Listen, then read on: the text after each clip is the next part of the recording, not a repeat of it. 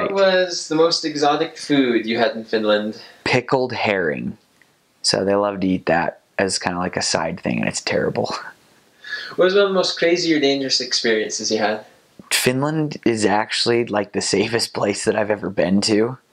I don't really ever remember feeling unsafe, really ever, my entire mission. I served in the most dangerous city in Finland, Lahti, and was never in a bad situation one time. What was one of the most spiritual experiences that you had? Teaching a lady about tithing, actually, and she couldn't pay it. They have really high taxes there, and we had a member that was with us that kind of called me out on teaching it too abrasively.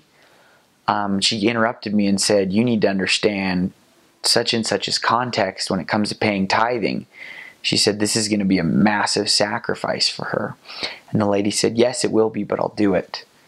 And she got baptized, and it was really neat to watch her do that. And the Spirit was so strong at that lesson. Any funny language mistakes? Yes, going back to the pickled herring, it's called siili, and siili is hedgehog. And so I was eating dinner with a family in Lahti, my favorite city, and they asked me if I had eaten anything interesting. And I said, "Oh yeah, yesterday I ate siili." And their 5-year-old daughter stuck her hand over her mouth and was trying not to laugh, and I could see the tears running down. And then she fell over. She fell out of her chair onto the ground and just started laughing hysterically. And her older brother turned to me and said, "How the heck did you eat a hedgehog? Like, that doesn't even sound good." So you got to watch out for that one. What was one of the greatest life lessons you learned on your mission? Greatest life lessons. It might be cliche, but anybody can be loved. Some people that I thought were really coarse and really hard and had tons of problems when I first met them ended up being some of the best, most gentle, loving people that I've ever met. What was the best skill you developed as a missionary or gained? Absolutely. I think about this a lot, actually, was talking to people. Finns are very hard to approach, especially in public, because it's almost culturally unacceptable to talk to somebody you don't know in public. And I was struggling with Finnish, and I was in an area where we had nothing going on. The work, they hadn't had a baptism for 9 years. It was called Pori. And I remember making a goal with my companion that we were going to talk to 20 people in the streets a day. And it was awkward. And I got shut down so many times. And gradually we learned to be, tactful enough and skillful enough that we could actually carry conversations with people out in the streets that didn't want to talk to us, and it was in a hard language. And still to this day, I have no problems talking to anybody. It's been really good for me. In my career, I feel like I'm an exceptional interviewer, and I really do contribute that completely to my mission. I was able to get a job in New York City. For being from Idaho, I'm from a city of 50,000 people, and I got a job in New York City with a massive company, and I really do attribute it to that I knew how to talk to them, and I knew how to interview really well. What most extreme weather? It was the second winter I was there was awful, and it's dark all the time, and so the temperature really doesn't change. It was 30 to 35 below for 6 weeks straight until I went home.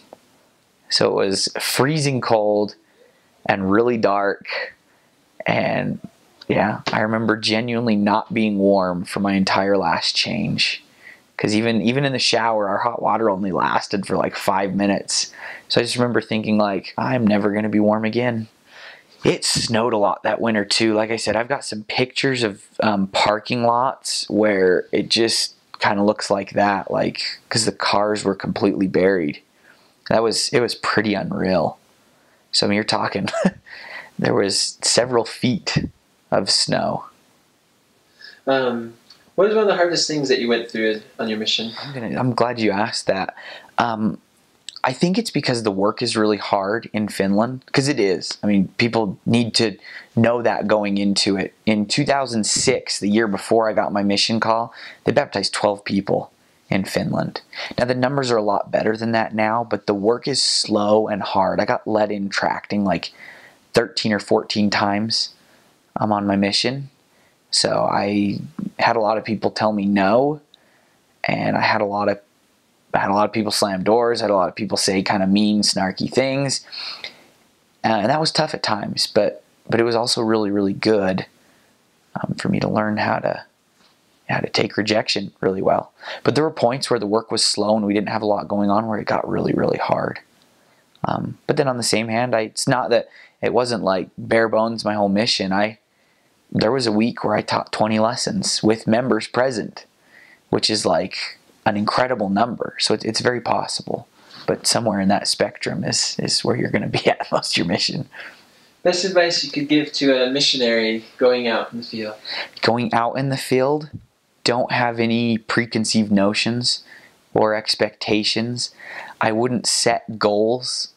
Okay, that sounds awful. I would set goals, but I wouldn't have like this list of things that you really, really want to do in order for your mission to be successful. You know, if you go to Finland with the goal of being an AP or being a zone leader, or if you go to Finland with like your huge, like with a set city in mind that you want to serve in, chances are it's probably not going to happen. So you may as well save yourself like the discouragement and just kind of go with a clean slate and just be ready for whatever you get to do and whatever happens. Like I said, there were 2 places I really wanted to serve in, and I didn't even visit one, and the other one I only saw like 2 times. What's the best advice you could give to a missionary just getting home from their mission? Just getting home. Anything you do for the first 6 months is going to be really awkward. That's obviously not completely true, but just take it for what it is. It's an incredible experience to come home. You know, as sad as you are to leave, and as much as I miss the people, there really is nothing quite like coming home from a mission at the right time, having done the right things. You know, seeing my family was just so fun. Every new thing that I did was fun. It was fun to go watch a movie, and it was fun the first time that I went and played football with my little brothers, and it's just an incredible experience. So cherish that too, because I actually look back at the first 4 months I was home from my mission with like the same amount of reverence and like enjoyment as I do looking back on the whole thing, because it really was a unique, fun part of my life. So you know, don't forget that. Don't get caught up in the moment. Don't be so focused on going to the future and like accomplishing all these things, and don't be so caught up on looking back to the past that you forget to live in like the newly returned missionary stage of life, because it's very unique and you'll never have that again.